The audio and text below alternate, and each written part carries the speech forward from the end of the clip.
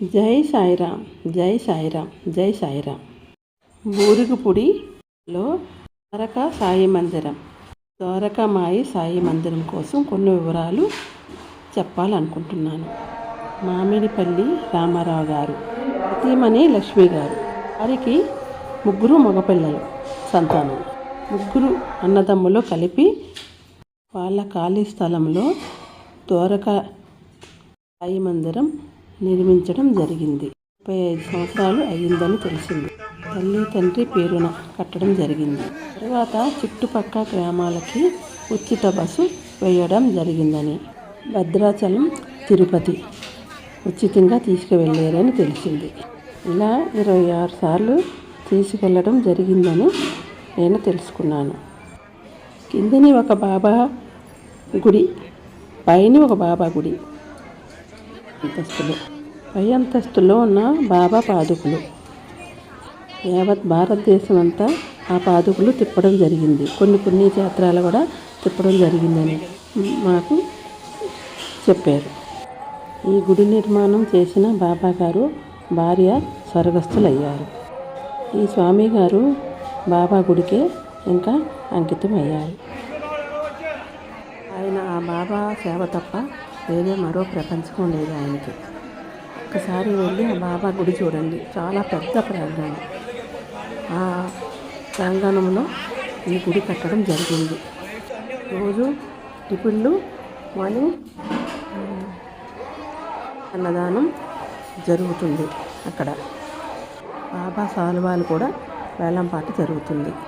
భోజన టైంలో మేడపైన భోజనాలు, డైలీ నిత్య భోజనాలు కింద జరుగుతుంటాయి. టేబుల్ మీకు చూపిస్తున్నాను చూడండి. టీవీ వీడియోలో ఎంత పెద్ద స్థలాలు ఉన్నాయి, ఎన్ని స్థలాలు ఉన్నాయి, మనమే కట్టుకొని ఉండాలి అన్న రోజులు ఇప్పుడు. అటువంటిది దీనికోసం ఎందుకు చెప్తున్నానంటే, వాళ్ళు ఉన్న స్థలాలు ఆ రకంగా స్వామికి ఇచ్చి ఆయన స్వామిలోనే జీవితం గడుపుకుంటూ ఉన్నారన్నమాట. చాలా గొప్ప వ్యక్తి ఆయన. అందుకోసమని ఆయన కోసం చెప్పాలనిపించింది చెప్తున్నాను నేను. నాకు తెలిసిన మటుకు పుట్టిన రోజులు, పెళ్లి రోజులు అయ్యేటప్పుడు మనం ఎవరైనా ఆ రోజు భోజనాలు పెట్టాలంటే ముందుగా తెలియచేసి భోజనాలు కూడా మన పేరుని అరేంజ్ చేస్తారు. అక్కడ గొప్ప విషయం కదా. మనం వెళ్ళి పెట్టాలంటే పెట్టలేం. దానంలో కల్లా అన్నదానం చాలా గొప్పది.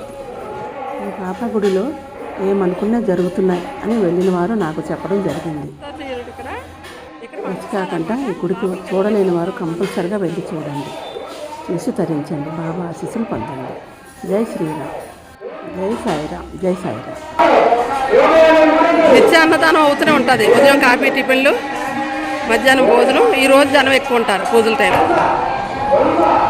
వంటశాల అన్నమాట ఇది.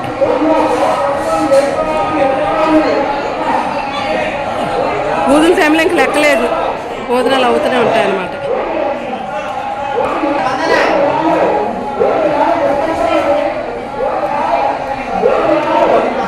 స్వామి గారు కూడా 4గురితో పాటు భోజనం చేస్తారు. ఇదిగోండి భోజనం చేస్తున్నారు ఆయన ప్రత్యేకంగా అంటూ ఏమి చేయరు.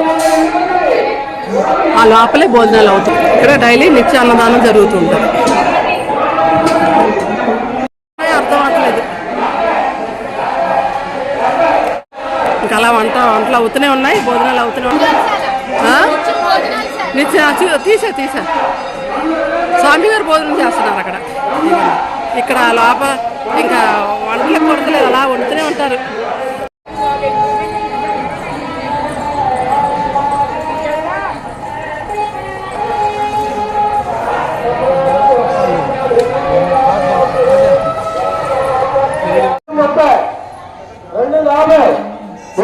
స్వామివారి వస్త్రాలు వేలంపాట జరుగుతుంది.